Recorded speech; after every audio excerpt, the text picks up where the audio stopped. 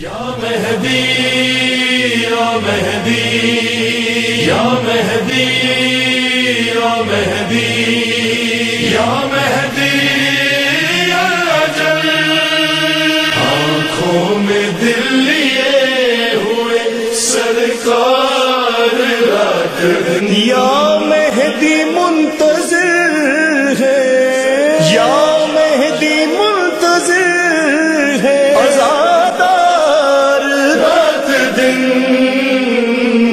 آنکھوں میں دل لیے ہوئے سرکار رات دن۔ حضرت امام مہدی اجل اللہ فرجہ الشریف، امام عصر، ایک ایسی ہستی جس کے انتظار کی تڑپ کو 1200 برس ہو رہے ہیں کہ آپ تشریف لے آئیں۔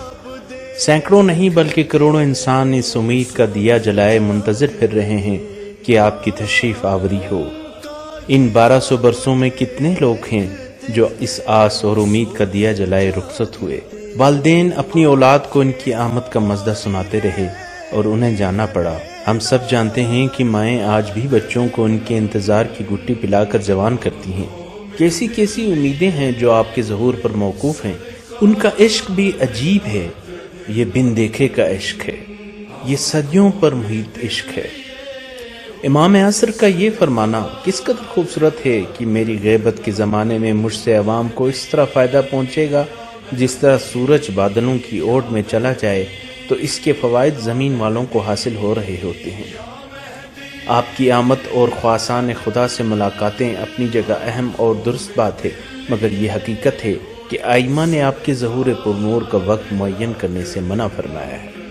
مرحوم علامہ مجلسی رحمۃ اللہ علیہ امام مہدی اجل اللہ فرجہ الشریف کے بارے میں حدیث نقل کرتے ہیں، جب حضرت امام مہدی ظہور فرمائیں گے تو وہ عدالت کے ساتھ اس طرح حکومت کریں گے کہ کوئی کسی پر ظلم نہیں کر سکے گا۔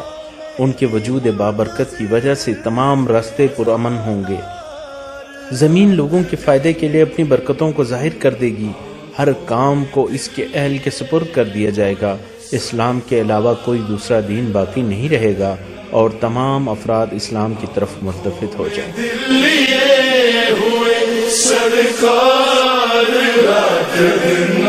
امام زمانہ کی عظمت کی وجہ سے 1000 سال سے زائد کے اس عرصے میں مختلف فرقوں اور گروہوں نے اپنے افکار و آراء کے تناسب سے آپ کی شخصیت، مقام و منزلت اور عالم وجود میں آپ کے مقام و منزلت کے بارے میں الگ الگ رائے قائم کی ہے۔ تو پھر ہمارا شمار منتظرین میں سے کون سے افراد میں سے ہونا چاہیے؟ یہ ایک بہت اہم نقطہ ہے جس پر صحیح غور و فکر کے ساتھ ہم درست راہ کا انتخاب کر سکتے ہیں۔ امام خمینی رحمۃ اللہ علیہ موجودہ دور میں اس سلسلے میں ہماری اچھی رہنمائی کرتے ہوئے فرماتے ہیں، البتہ جہاں تک دنیا کو عدل و انصاف سے بھر دینے کا تعلق ہے تو یہ کام ہم نہیں کر سکتے۔ اگر ہم کر سکتے تو ضرور کرتے، لیکن چونکہ ہم ایسا نہیں کر سکتے، آپ اجل اللہ فرجہ الشریف کو آنا چاہیے، لیکن ہمیں اس موقع کو فراہم کرنا چاہیے، اس کے اسباب فراہم کریں اور اس کے اسباب فراہم کر کے ظہور کو قریب تر کر دیں۔ ہمیں ایسے کام کرنے چاہیے کہ امام علیہ السلام کی تشریف آوری کے لیے اسباب فراہم ہو جائے۔ آنکھوں میں دل لیے ہوئے سرکار رات دن، ہر منتظر امام کا اولین فریضہ یہ ہے کہ وہ اپنے زمانے کے امام کو پہچان لے۔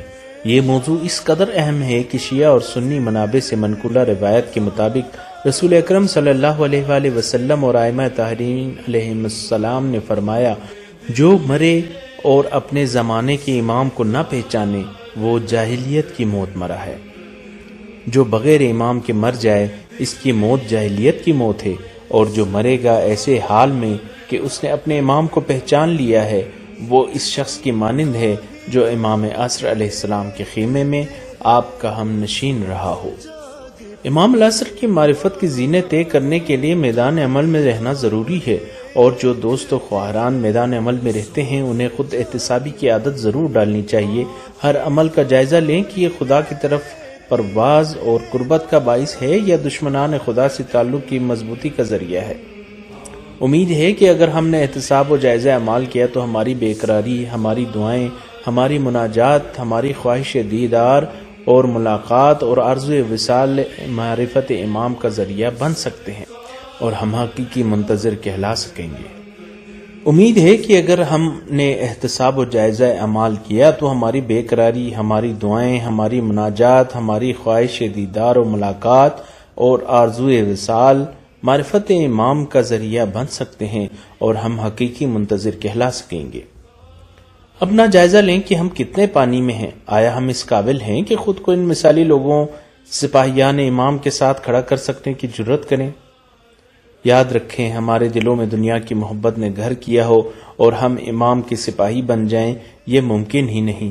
کوئی اس دھوکہ و فریب میں نہ رہے کہ وہ سچی بے قراری کے بغیر امام کا سپاہی بن جائے گا اور امام کی قربت اسے حاصل ہو جائے گی۔ ہمیں اپنا محاسبہ کرنا ہوگا، خدا نہ خواستہ کہیں ہمارا شمار ظالمین میں سے تو نہیں، اور اس سے پہلے کہ کوئی عدل نافذ کر دے اور ہم تیار ہی نہ ہوں۔ ہمیں جائزہ لینا ہے۔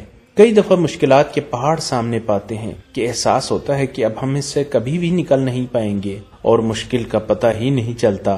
کسی کے وہم و گمان اور سوچ و فکر میں بھی نہیں ہوتا کہ یوں مشکلات سے جان چھوٹ جائے گی، مگر ایسا ہوتا ہے، اور ایک بار نہیں بار بار ہوتا ہے۔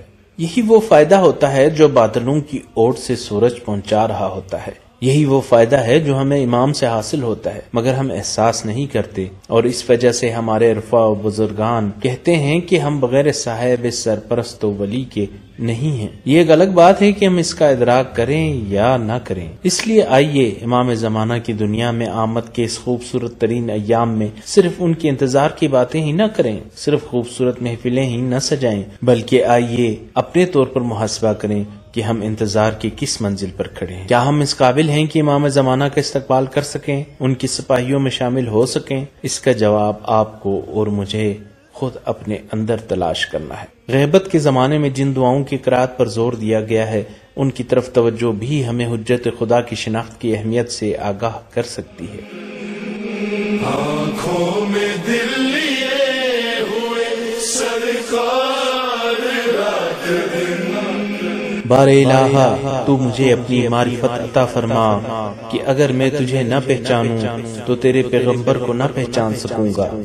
بار الہ مجھے اپنے نبی کی معرفت عطا فرما، کیونکہ اگر مجھے اپنے نبی کی شناخت عطا نہ کرے گا تو میں تیری حجت کی معرفت سے بے بہرا رہوں گا۔ بار الہ مجھے اپنے حجت کی معرفت عطا فرما، کیونکہ اگر تو مجھے اپنی حجت کی معرفت عطا نہ کرے گا تو میں اپنے دین سے گمراہ ہو جاؤں گا۔ خداوندہ مجھے جاہلیت کی موت نہ دے اور میرے دل کو منحرف نہ فرما بعد اس کے کہ تو نے مجھے ہدایت فرمائی۔ خواب دیکھتے ہیں سوتے جاگتے، آنکھوں میں دل لیے